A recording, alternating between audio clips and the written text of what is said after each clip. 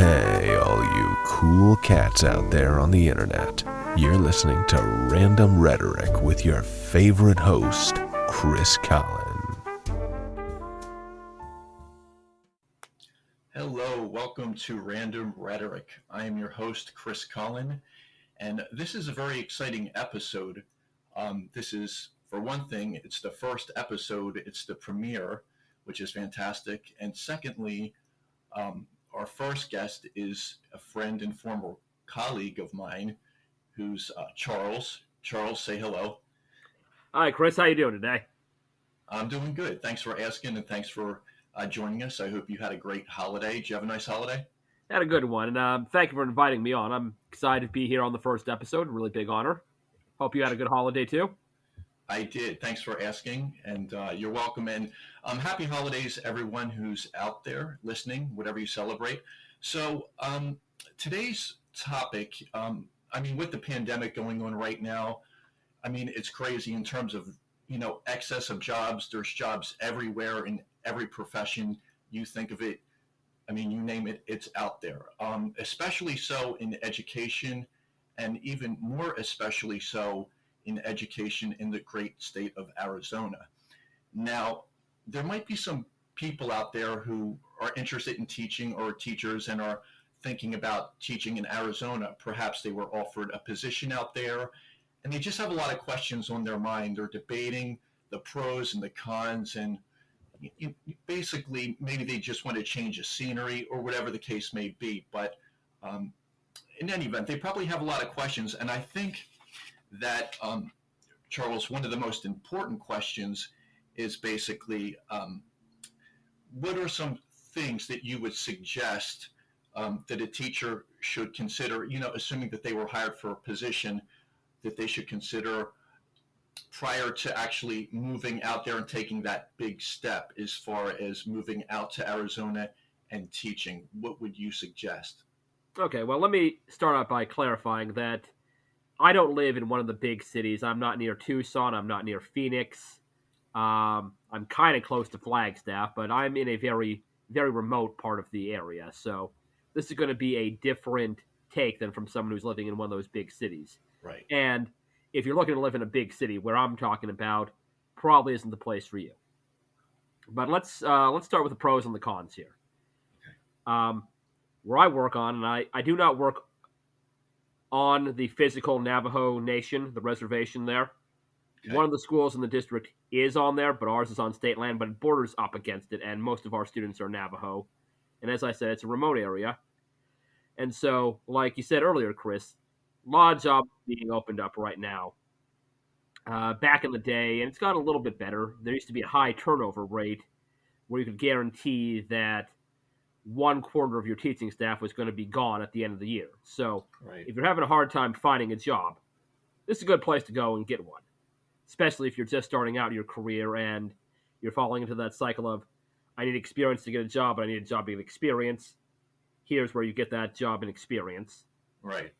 The living is very cheap. I'm actually a little bit embarrassed to say this, but I have a trailer that the school rents out to me. Okay. 2 bedrooms, 2 bathrooms, washer and dryer, $150 a month. Right. Can't beat that. Yeah.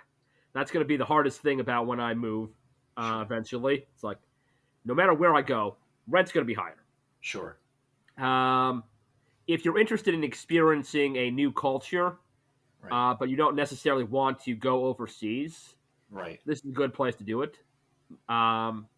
99% of the people I teach, the students I teach, they have Native American descent, they have Hispanic descent. Okay. And you have a few people who are African American in there as well. So you're going to learn a whole lot about a whole new culture. Right. Now, downside is a lot of isolation. Until a couple of years ago, to do grocery shopping, I had to go minimum 40 miles. Right. Now they put in a little store down the hill, which makes it nice for the quick things. But if you need anything like clothing, you need shoes, you need anything that you can't buy in a basic neighborhood supermarket, you're still going to have to travel at least an hour one way and an hour back. And Gotcha. Yeah. for even more specialty stores, I'll go to Flagstaff or Albuquerque, which is about 2.5, 3 hours in either direction. Okay. I don't mind the isolation myself, being away from my family and being away from people. They got to warn me for at least 2 days in advance before they come. But if you like going out every night, if you like being around your family, it's going to be hard because the town exists for the school. Right. So if you bring a family over and they want to get jobs too, they either have to work for the school or they have to work at the post office or the gas station or the supermarket, or they have to have a long commute. Gotcha. And just as you have a lot of people starting out their career here, you also have a lot of people ending their career here. So you have a lot of people who aren't necessarily invested in education the way you're going to want to be just starting out. They're sort of writing themselves out to their last year, get their retirement. Yeah. Oh, speaking of, there is another pro there. In Arizona, if you have a job there in education, you can start taking out your retirement as soon as you leave that job. In most states where you are working, you have to work there for 10 years before you start being able to take out retirement. Okay. Technically, you work in Arizona for a month, you can start taking out your retirement immediately after you quit. Interesting. Okay. Yeah. I didn't know that. Okay. Yeah. Gotcha. What I was going to, it's interesting too for those listening. I actually taught out in Arizona for a year, which is how I know Charles. And I know Charles when they had offered me a position. That one of the things that I believe that I asked him to do because I was so unfamiliar with the areas, I asked the administrators to see, if they could actually record a brief video, like on housing, the surrounding areas, just so I could get it a little bit of a feel for what it was, how it was. And unfortunately, they did not do that for me, which would have been nice. I still, probably would have gone out there anyway. But I just, for listeners out there, if you are offered a position, I would suggest being very kind of demandful because, keep in mind that you're the commodity and they need you. So if you don't live in Arizona or a state or two away and aren't really familiar with it and are really kind of juggling things, feel free to make demands and such as, ask them to send you out a brief video. And if they don't have one, ask them to record one. I would definitely suggest that because that's something that I remember that I had asked them, but they declined or whatever the reason was. But yeah, like you said, it's definitely something to, it's kind of like when you see the pictures growing up in Arizona of the mountains, it's very cool looking, but it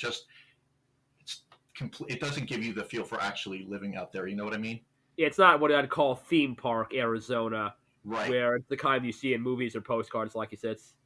It's very different. We actually have a higher elevation than Colorado, so we get snow. We have what they call a monsoon season. We're not truly in a desert. We're more in a Yes. grassland.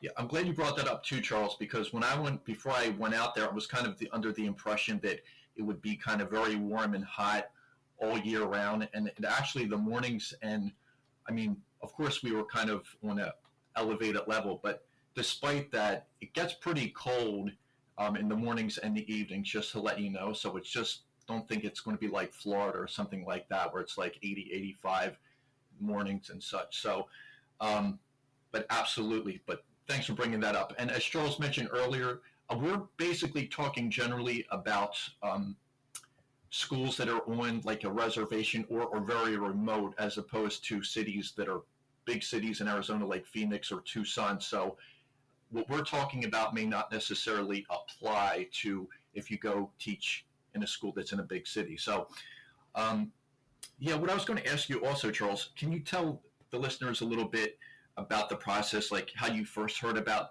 teaching in Arizona, how the process went down, how they contacted you, how quickly they hired you, things like that? Oh, yeah, no problem. And thank you for asking, because it's one of my favorite stories in life. Stories here at Random Rhetoric, so by all means. I had the typical Michigan story. I was working in a car factory, the same car factory my dad had worked in some years before, and I'd been laid off, and at that time I had my teaching certificate, so I was applying to about 15 different jobs a day, trying to get out of Michigan, or at least out of the factory. And I used a job board, and can't tell you what it was, not because I'm hedging and don't want to give them free advertisement or get legal troubles. I legitimately do not remember the name of the board, but you can find job boards for anything online these days. Yeah. And the day I'd come back from being laid off for 2 weeks, they at lunch they had sent me an email saying, "Hey, we saw your application. We want to interview you." So I emailed them back. Sure, what time would be good? Today would be good. Yeah. Yeah. Yeah, I didn't have a car at that point, so I rode the 4 miles back on my bike home. Gave myself about a half an hour to clean up and get ready, and they asked me through a phone interview. So that's another good thing. Yeah. If you aren't able to afford to travel right now, they'll do phone interviews for you. They'll do Skype interviews for you. And they asked me a series of 12 to 15 questions, and at the end of it, they said, "Okay, how soon can you get down here?" They hired me on the spot. Yeah. I found out later that they had hired 3 people who had said yes, and then looked at a map to see where they were going. By the time I looked at a map to see exactly where I was going, I was already in New Mexico. Wow. Yeah. So so obviously, as soon as they hired you on the spot, you could sense that they had definitely a high need. Yeah. Gotcha. And what I was kind of wondering, as far as speaking of the administration and such, how when you actually got out there, as far as them being helpful, like not helpful, or somewhere in between, as far as your needs, as far as you need X, Y, and Z for your classroom, or any of that. What was your experience like as far as that, dealing with the administration? My first year, it was not, they were not very helpful. Right. And one of the struggles that these kind of schools go through is that they're very much in school improvement, which means the state is looking at them to try and get their grades better. Yeah. Something that parents also look into. If you're looking to send kids to these schools, maybe not do that. Right. And so the state is looking at them, and so the administration is trying to pull a miracle out of the sky to bring out school improvement. And it normally doesn't work, because it's the kind of thing that, you dig a hole deep enough, you're going to have to spend some time digging yourself out of it. Yeah. And so the administration, they cycle through every 3 years or so. Yeah. We've actually had a little bit of a longer cycle on this one because the state decided to be nice during COVID and let people try a little bit longer. But even now, we're coming up towards the end of a cycle where some people are going to get the boot at the end of the year. Okay. Gotcha. So my first year, we were at the end of that cycle where the principal, or most of the principals we had, and the superintendent, they were all gone at the end of the year, and they put in a new one. They had one principal who lasted and survived that. There's usually one. And that lady got the boot at the end of the following year. Okay. Do you feel that they place too much importance on state, with state exams and state testing versus classroom grades, or what are your thoughts on that, as far as passing the kids or leaving them behind, or do they normally pass the kids anyway? I do, but I think it's a mistake to blame it all on the administration, because they're doing what the state wants, and the state only cares about the state testing. Right. They do tend to pass the kids no matter what. I think the only time I've ever seen a kid get held back around here is if they didn't make the required amount of hours in attendance. Okay. And even then, that's not a guarantee. So I do think that's a mistake. Okay. But that's a debate that goes on with education, where whatever school you go to, you'll have to find out what their philosophy on things like that is. Yeah. Gotcha. And as far as curriculum goes, do they place that for you, or do they kind of do they give you free rein to run the show and kind of do your own curriculum? How's that work? I have a lot more freedom because I teach social studies.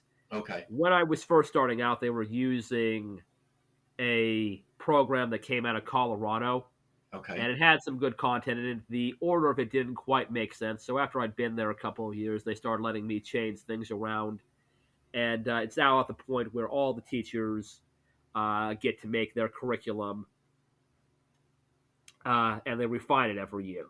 And that has some Yeah. pros and cons. It means you get to have the freedom to teach what you want as long as it goes by state standards.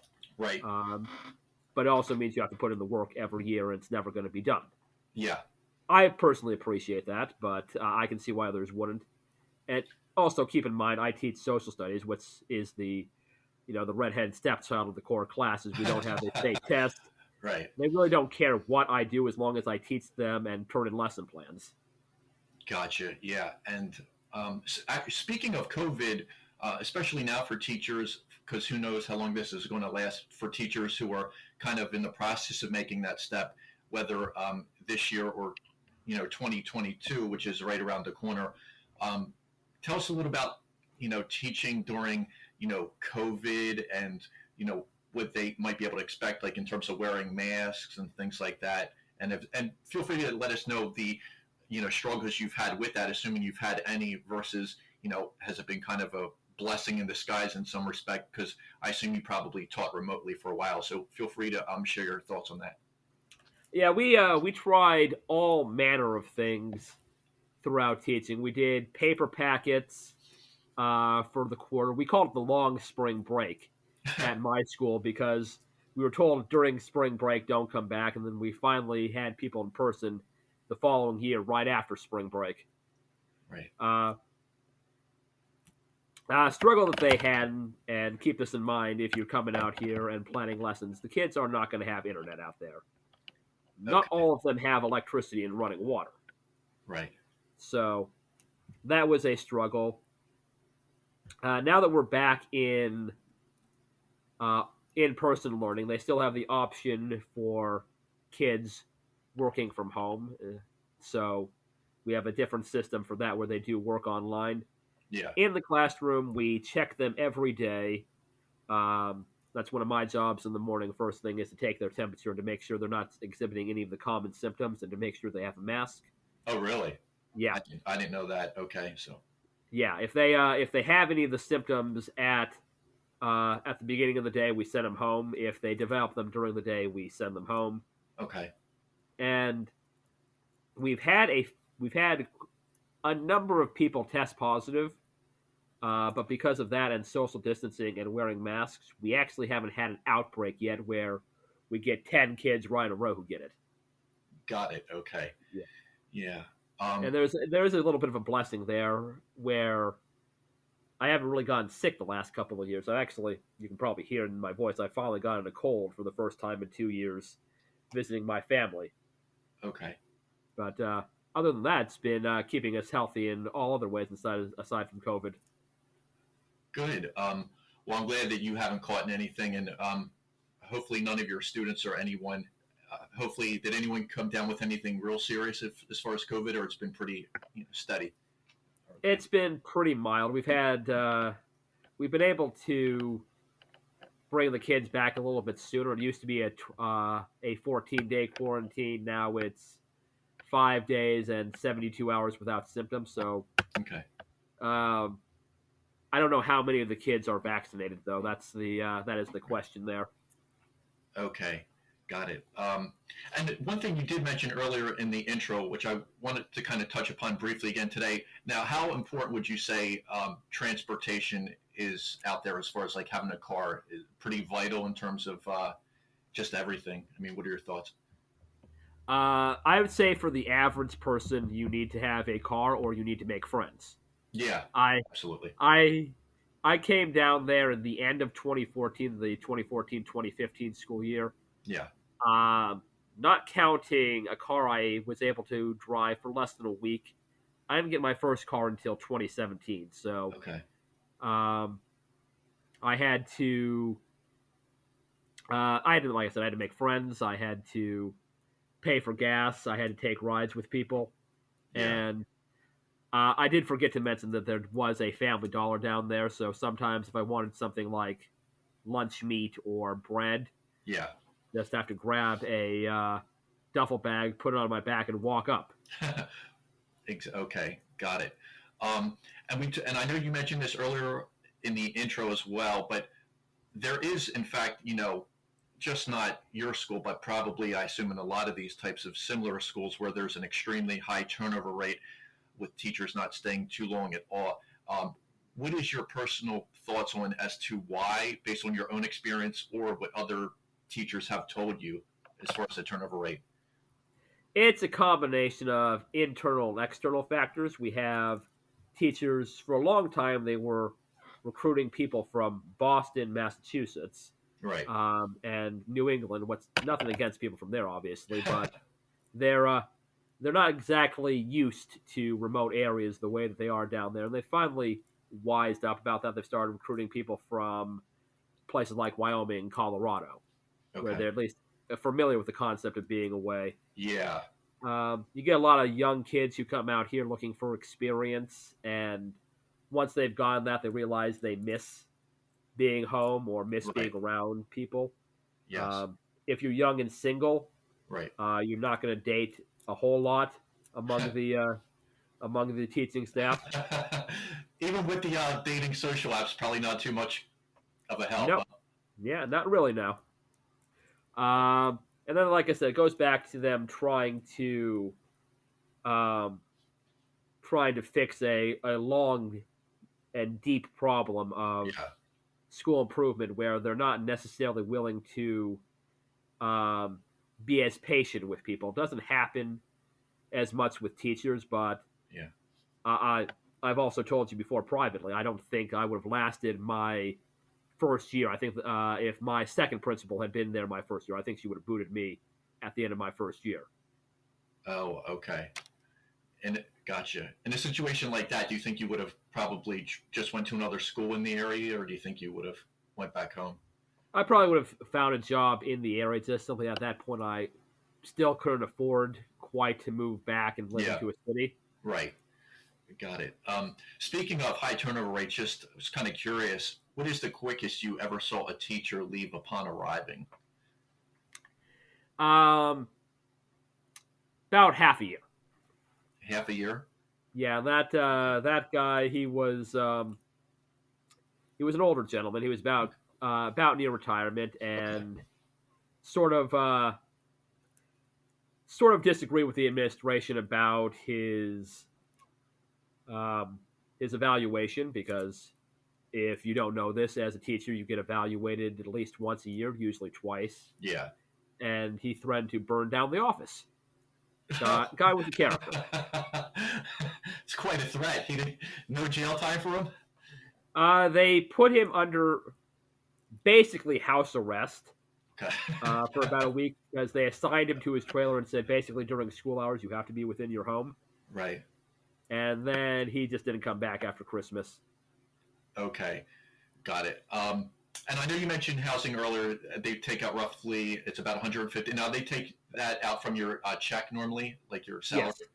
Okay. And the housing there is pretty sufficient and efficient, I should say, for like one or two people. Yeah, it definitely easily two people. If you need something bigger, they've got two sizes bigger. One's a double wide, and I think then there's another one where you have basically two trailers smashed together. Okay. Got it. Also, too, speaking of turnovers, I think you mentioned briefly with the administration, there's normally like a 3-year turnover rate. Do you think that's just a coincidence, or is that how the school does it, or do you think that why a lot of the administration like is kind of fickle as well, as far as you think they struggle with the same issues that the teachers do as well? Oh, it's definitely a struggle on their part. They like I said, they need to pull a miracle out of the sky, which Yeah. doesn't work. And so the state eventually, after about 3 years, tells the school board, you either fire all but one of your administrators, Mm-hmm. you fire 75% of your teaching staff, Okay. or we can take over the school Oh, and the I see. district. Yeah. Now, that one's an idle threat. They've tried to do that before in other schools near where I'm at. Yeah. If any of you are history buffs and know about the Bureau of Indian Affairs and the Bureau of Indian Education, uh, those are still things. They still exist. They still are active. So Right. the school board doesn't want the state to take over. The state doesn't really want to take over. And the school board knows how to count. Right. And they realize that they can replace 3 principals, a superintendent, and a curriculum director a lot more than they can replace about 30 teachers. Yeah. I see. So Okay. they basically they boot the administration every 3 years, and then we have 3 more years to make the school improvement. Got it. Okay. So it's. And go on. I was just going to say it's like the 3-year itch as opposed to a 7-year itch out there. Yeah. Yeah. Yeah. The real sad part is that before COVID o'clock, Mhm. In 2019, 2020, we were going to do that. We were going to get out of school improvement, and the state would stop breathing down our necks. And then COVID happened, and it sort of kicked us back down to the bottom again. That damn COVID, huh? Yeah. It interferes with everything. I see. So that's. Let me ask you this: as far as kind of changing gears here a little bit. And by the way, I don't mean did you have any more thoughts on that? I didn't mean to interrupt you. Go on with that. Oh yeah, no, I'm good. Oh, okay. As far as a common attitude between, because people who are going out there probably, may have an interest in, the locals out there, which I know you touched upon briefly in the beginning. But what would you say, from your experience, is a common attitude between the local natives out there, both with students and civilians, versus, say, where you live back home or anywhere else? You mean like in terms of education? No, in terms of just their, friendliness, aggressiveness, lack thereof, opening you with open arms or standoffish, just their general persona, I guess. I gotcha. Yeah. The adults are fairly welcoming to you. There are places I wouldn't go alone without a Native American with me as sort of a, I don't want to say guide because that sounds offensive, but as someone who knows them. You don't want to go into an outsider as an outsider to a place that you're not welcome in. Yeah. But for the most part, neutral ground. Everyone's friendly. Okay. The kids, being preteens and teens and going through all of that, can be angry at outsiders, especially because there's a high turnover rate, and so they don't tend to trust new adults until they've been around them for a few years. Yeah. So that's something you have to break through. But on a personal level, I wouldn't say there's any difference whatsoever. They're as friendly as anybody else. Sure. Gotcha. I was curious, Charles, did you have, even before going out to Arizona, like years before, did you always kind of have a general interest or a lot of interest in the Native American culture, or not necessarily? Actually not a whole lot. In fact, when I was getting my teaching certificate, I thought I was going to go to a big city like Seattle or something, go out in a whole different direction, and I just sort of ended up there when that's where the jobs opened up at. Gotcha. Okay, interesting. It's real quick on a random side note, no pun intended, but you mentioned Seattle, and when I was, I visited there for the first time at the end of August, and when I was actually sitting outside of the Space Needle, I was sitting on a bench, and I was trying to think of a title for this podcast that I was intending on doing, and that's where I came up with it, actually, right outside the Space Needle, which is just kind of a random comment in there, but since you brought up Seattle, I thought I'd throw it in there, but very interesting. Real quick, yeah. What else I was going to answer? You mentioned in the very beginning, so you had gotten laid off from your one job, and basically either that day or the next day, you said you got an email. 2 weeks later, right after we came back. Okay, so did you kind of take that as a sign, like this was where you were supposed to be? Do you believe in that kind of stuff, or you were just like, whatever? Now I think I take it as a sign, but back then it was just a case of, well, finally somebody's looking at my thing. Yeah. Let's not blow this, otherwise you're going to be in Michigan. Oh, gotcha. Okay. And what I was going to ask you too, Charles, as far as what other people can expect from your experience, what were the biggest social adjustments and also the mental ones that you had to deal with, when you made it out there in Arizona and living out there? I guess it comes down mostly to you have to. When I came down there, it became very obvious to me very quickly that I was no longer the majority there in terms of Right. culture and Yeah. lifestyle. And so you had to start thinking more like the people who live there to be respectful to them. Sure. And I've said some ignorant things. I used the word powwow my first year before I realized that I'm going to get laughed at for that, and rightly so. Um, Right. I didn't think about what poverty meant to people Yeah. down there Oh until yeah. I got there. Poverty up where I'm at, or where I was from, Right. and poverty down there is very, very different. Sure. Yeah. So Absolutely. you have to unlearn a whole lot. Sorry, go on. Oh no, you're fine. Go ahead. You just have to unlearn a whole lot of stereotypes and habits that you have. Okay. And as far as like mental fatigue, like with did you deal with any of that at all? Just like at the end of the day with teaching and just kind of stresses in general, like more so, or was that something that you didn't really encounter as far as like I guess stress and burnout. I guess burnout would be a good word. I definitely did at the ends of or in my first and second year, especially my second year, where Okay. I didn't necessarily get along very well with the new principal, although they were much more competent than the first one. Okay. So, Yeah. and it was just something that, as a new teacher, you're going to find out that most teaching colleges don't really prepare you for a lot of the stresses that you get Exactly. as Yeah. teaching, and so you have to learn how to cope with that stress in your own way. Gotcha. Yeah. And as you go along, as you get more experience, it gets easier because you know what to do. Did you deal with a major culture shock at all, or was it how bad was the culture shock when you went out there initially? Like I said, the biggest thing was realizing that most people here aren't white, and most people Yeah. here aren't like me, and I live on their land. I need to live by their rules. Exactly. Yeah. I remember the exact moment because I had gotten a ride from a friend. We were going to Walmart together, and I'd got done a little bit earlier, so I was waiting at the bench for him to finish up. And I look around and think, I'm the only white guy in the store. Yeah. Yeah. I experienced that as well because prior to going out there, it's something that I didn't really think about, but I kind of assumed that it would be more of a, for lack of a better word, a mix or something like that. But I was in situations like that before where I'd go somewhere and I was, like I felt that way as well.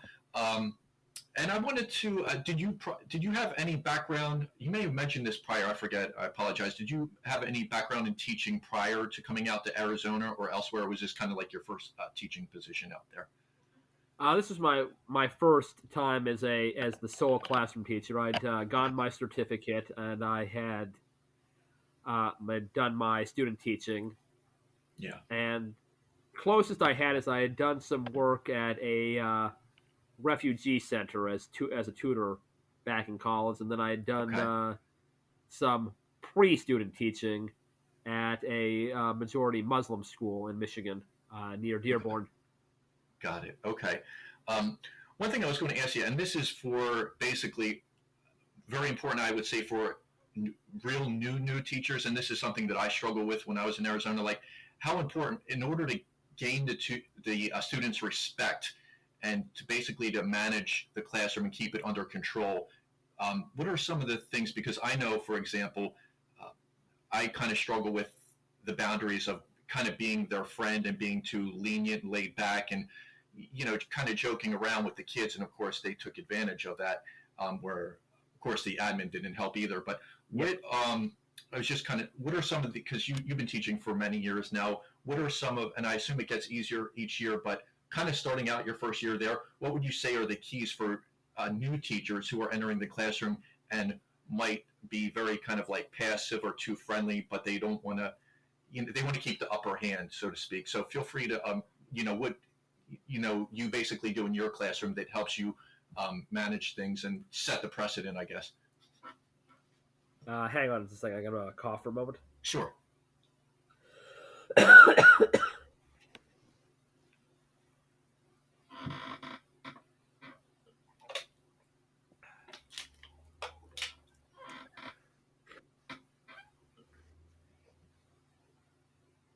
Sorry about that. Are we back? Yeah, you're fine. Don't worry about it.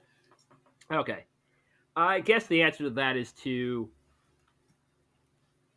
I hate to quote this because I'm afraid it might be taken the wrong way.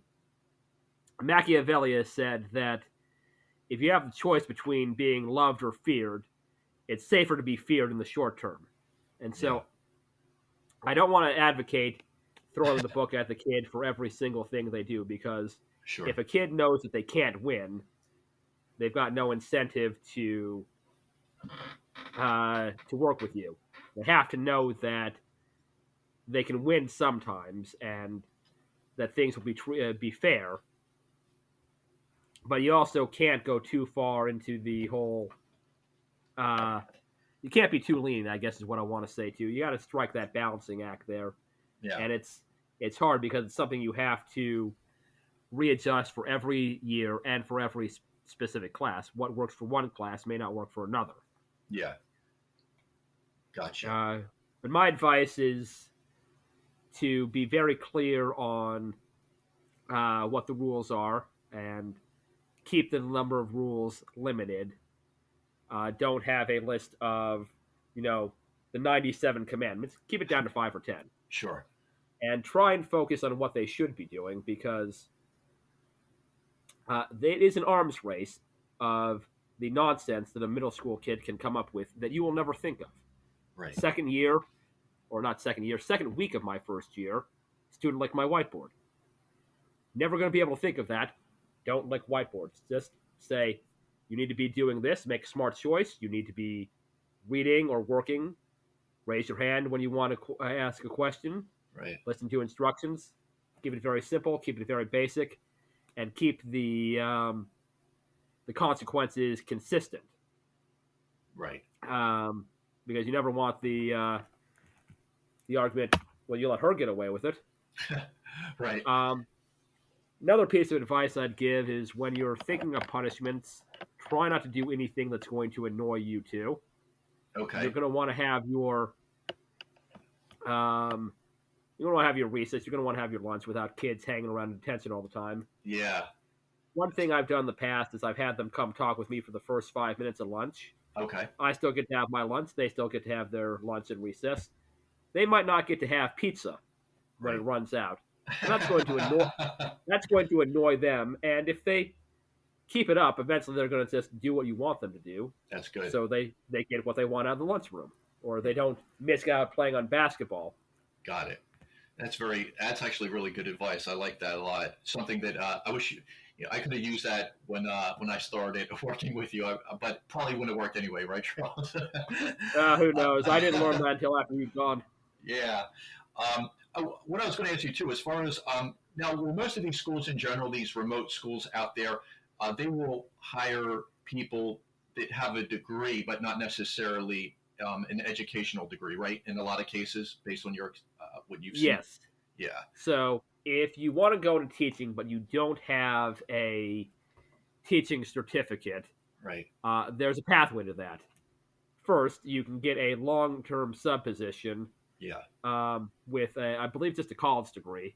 Okay. Or maybe even just some college classes. Right. If they can also give you what's called an emergency certificate, which means, yes, this person doesn't have a certificate. We need a teacher. They've taken college classes where they passed a background check. They can do it. Right.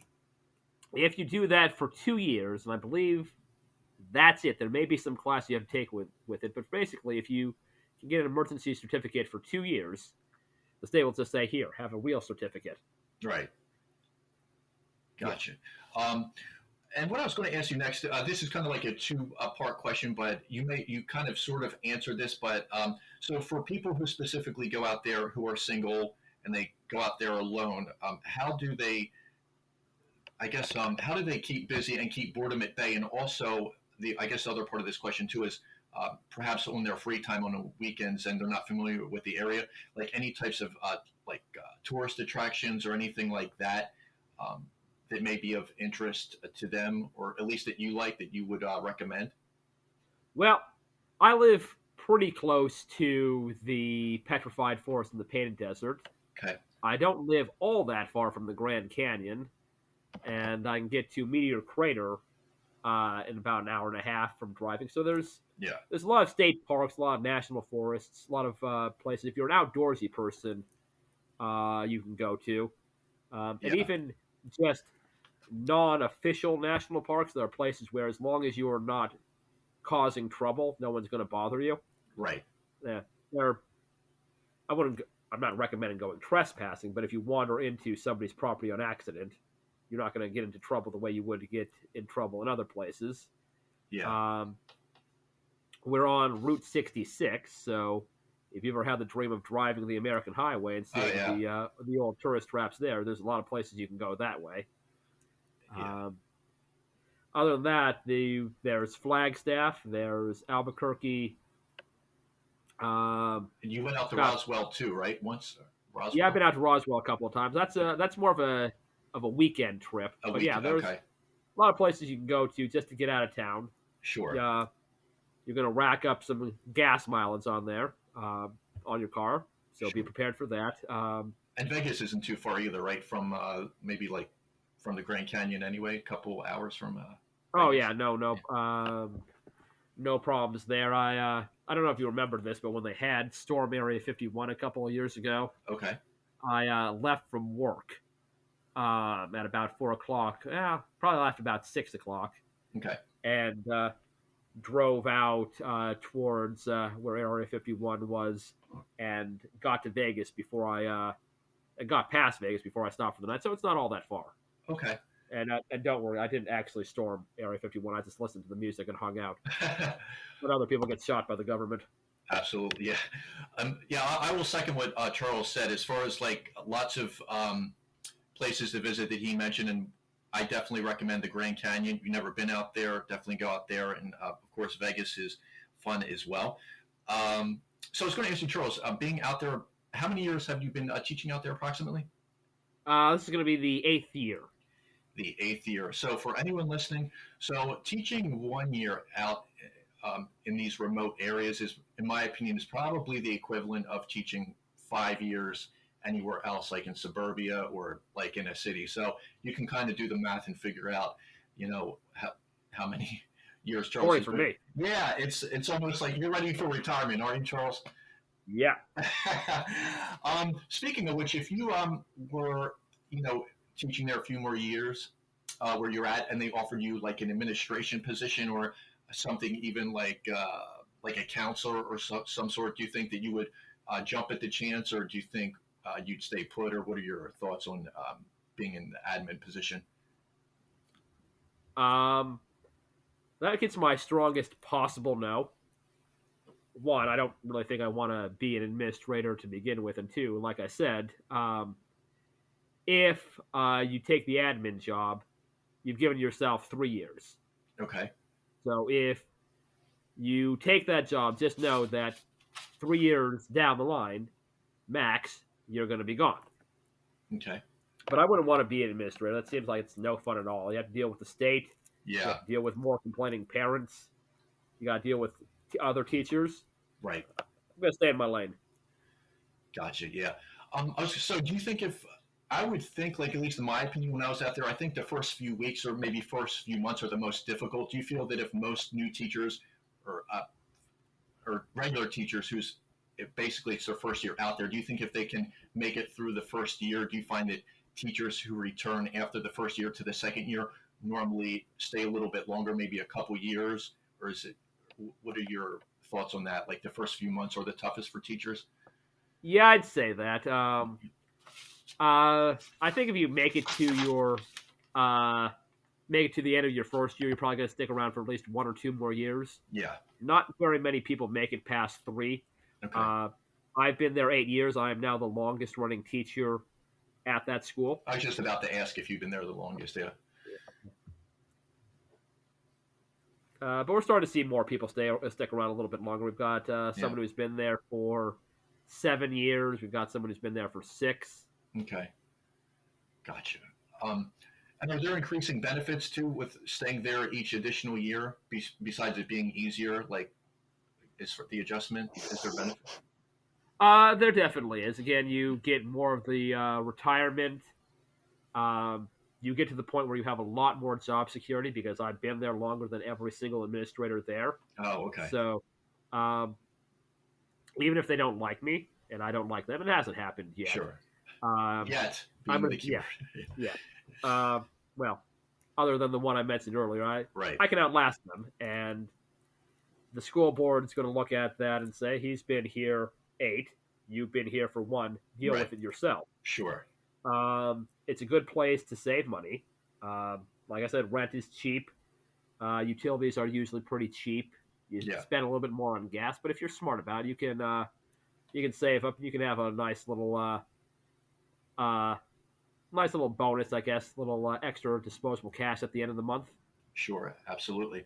Um, and we're about to finish up here, Charles. Just one or two more quick things. So I was going to ask you kind of what do you wish you knew your first year when you had started that you know now? If there was like, you don't have to, get into it a whole lot, but maybe like one or two key things, especially for uh, beginner teachers out there in Arizona.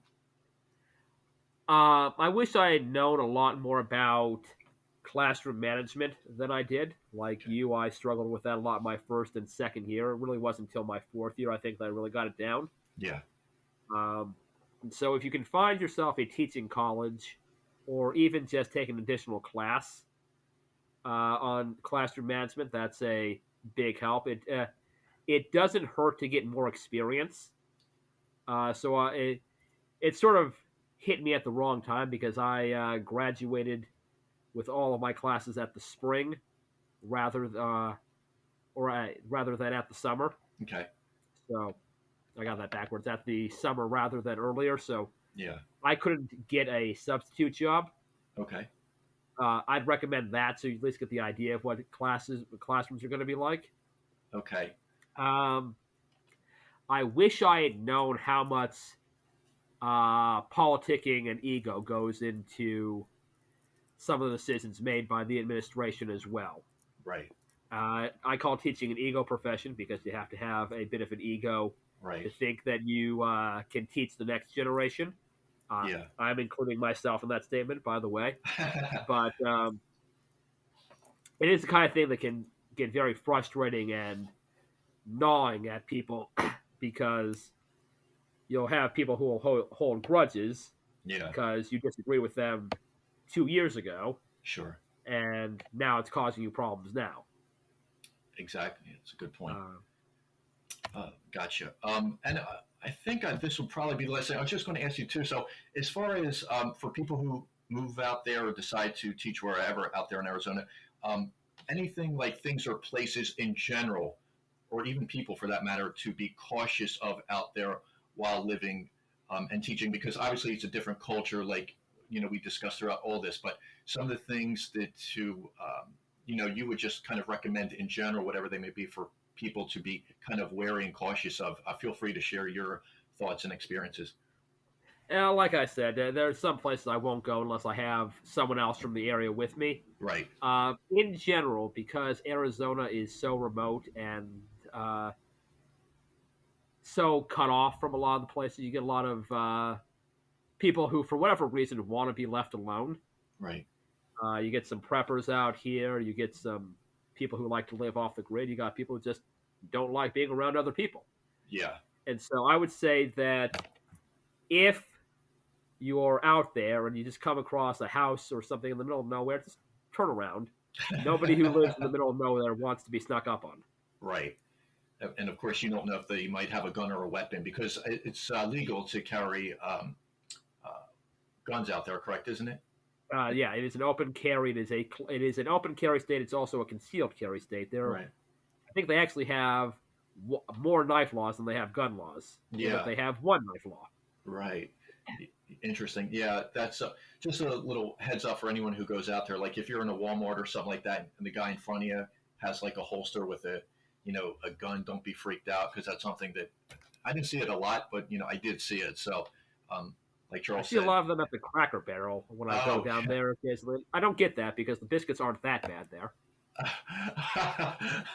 yeah, but that's really good advice, and I just wanted to say for anyone listening. So, by the way, I wanted to thank you, Charles, for joining. And I wanted to thank you, and because you're listening to somebody who's been, teaching out there for many years, and he has a lot of experience, and he has, like he said, for a while he did not have a car, and he did have a car. So, and he shed a lot of light on so many topics. So I wanted to thank you, Charles, for joining. The first, you're the premier, man, and I guess I'm the premier in a sense too. Okay, but you did a fantastic job. Well, thank you. And I had a lot of fun, and you asked a lot of very good questions that I think you asked a lot of good questions that I think are important for your viewers and listeners to hear. Absolutely. I hope that people who are interested in teaching out there listen to this and take heed to the information that is in this podcast. But yeah, thank you so much. And I hope that, perhaps you can come on again as a guest if you would be interested at some point. I'd love to. Awesome. Okay. Well, listen, Charles, thanks again. And I wanted to wish Charles and, of course, everyone listening to have a great, happy new year, 2022 or 2022 or 2022, either one. I think is going to be a fantastic year for everybody. Have a good feeling about the year. But thanks again for listening, guys, and we will talk to you on the next episode of Random Rhetoric. So thanks again all for listening. Thanks again for listening, and stay random.